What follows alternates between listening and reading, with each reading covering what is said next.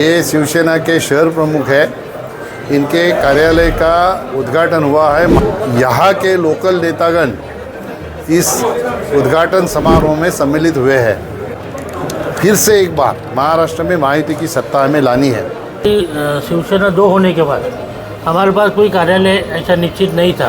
तो इलेक्शन को देखते हुए ये ओपनिंग किया और हमेशा शिवसेना के लिए, महायुति के लिए काम करने के लिए ऑफिस खोला गया है। कि भिवंडी पूर्व शिवसेना हमेशा लड़ी है, 2 बार जीती है, 1 बार हारी है। तो मैं उनको भी रिक्वेस्ट करूंगा कि ये भिवंडी की पूर्व की सीट है, कि शिव सैनिकों की भावना है।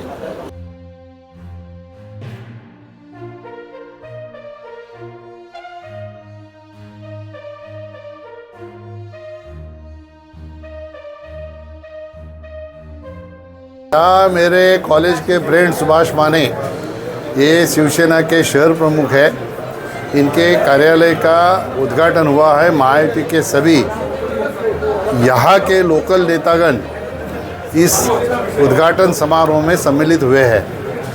निश्चित तौर पर हमारे देश के गृह मंत्री अमित भाई शाह, इन्होंने पुणे में भाजपा के कार्यकारिणी में कहा है, फिर से एक बार महाराष्ट्र में महायुति की सत्ता हमें लानी है। महायुति की सत्ता लानी है तो सभी महायुति के जितने हमारे मित्र पक्ष है, सभी ने एक साथ में आके काम करके फिर से महाराष्ट्र में अपनी सत्ता लाने का काम हमको करना है। उस हिसाब से हम लोग महायुति के सभी कार्यकर्ता तैयारी में लगे हुए हैं। मुझे पूरा विश्वास है एकनाथ शिंदे साहब के नेतृत्व में और दोनों उप मुख्यमंत्री अजित दादा पवार और देवेंद्र जी के नेतृत्व में महाराष्ट्र में जिस गति से विकास हो रहा है, वो गति को हमको कायम रखने के लिए फिर से एक बार महाराष्ट्र में महायुति की सत्ता आनी ज़रूरी है। महायुति की सत्ता आने के बाद जो महाराष्ट्र हमारा 3 नंबर पे गया था, इस 2.25 साल में हमारे इन तीनों नेताओं ने महाराष्ट्र में इतना विकास किया कि महाराष्ट्र को फिर से एक बार अव्वल स्थान पे लाने का काम किया।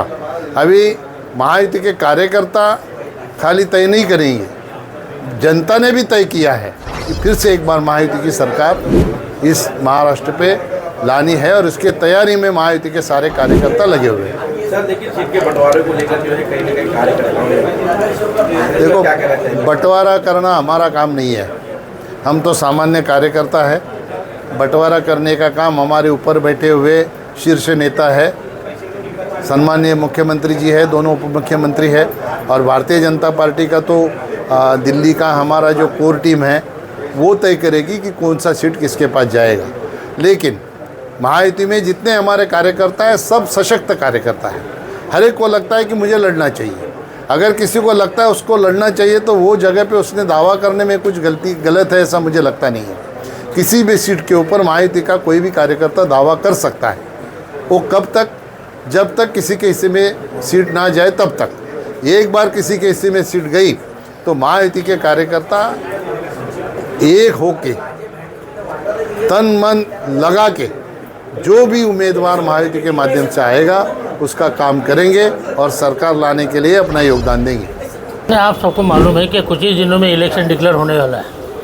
तो हमारी शिवसेना 2 होने के बाद हमारे पास कोई कार्यालय ऐसा निश्चित नहीं था। तो आज हमने नक्की कर दिया कि अब इलेक्शन में हमको काम करना है। तो सम्माननीय कपिल जी पाटिल साहब के माध्यम से हम लोग यहाँ पे उद्घाटन किया है। तो इलेक्शन को देखते हुए ये ओपनिंग किया और हमेशा शिवसेना के लिए, महायुति के लिए काम करने के लिए ऑफिस खोला गया है। तो किस तरह की तैयारियां हैं? तैयारी जो है, पाटिल साहब ने जो बताया कि हम लोग की मांग करना हमारा काम है, निर्णय लेना उच्च नेता एकनाथ शिंदे साहब, फडणवीस साहब है, अजित दादा साहब है, वो लोग निर्णय लेंगे। लेकिन आपके माध्यम से मैं कपिल पाटिल साहब को भी कहना चाहूँगा कि भिवंडी पूर्व शिवसेना हमेशा लड़ी है, 2 बार जीती है, 1 बार हारी है। तो मैं उनको भी रिक्वेस्ट करूँगा कि ये भिवंडी की पूर्व की सीट है, कि शिव सैनिकों की भावना है। यहाँ के शिवसैनिक के पश्चिम जो भाजपा लड़ रही है, तो पूर्व की सीट शिवसेना को मिले, ये सामान्य शिवसैनिक की भावना है। उस तरह से हम लोग प्रयास करेंगे। हम आदरणीय मंत्री जी को भी ये कहेंगे कि हमारे लिए ये सीट आप हमारे लिए सिफारिश कीजिए। सुभाष मानी जी इच्छुक है भिवंडी पूर्व से? नहीं, मैंने आपको बार बार कहा है कि मैं गए 40 साल से पार्टी के लिए काम कर रहा हूँ, मैं मेरे लिए काम नहीं कर रहा हूँ। हमने कहा है कि शिवसैनिक की भावना है कि ये सीट शिवसेना को मिले, ये लड़ना किसको है ये आदरणीय मुख्यमंत्री एकनाथ शिंदे साहब तय करेंगे। अगर मुझे चांस मिला तो मैं भी कोशिश करूँगा। सर महायुति से लड़ेंगे या इंडिपेंडेंट? नहीं, अरे बाबा, मैं 40 साल का पुराना सैनिक हूँ। हम लोग ऐसे, अरे सुनो, मैंने अभी कहा, इस बार भी यहाँ पर जो है बीजेपी के कैंडिडेट थे, इस बार भी ये पीछे टाइम बीजेपी के नहीं थे, वो संतोष शेट्टी कांग्रेस में जाके लड़े थे। लेकिन मेरा कहना है कि मैं 40 साल का, मैं शिंदे साहब का सैनिक हूँ, बाला साहब का कट्टर सैनिक हूँ।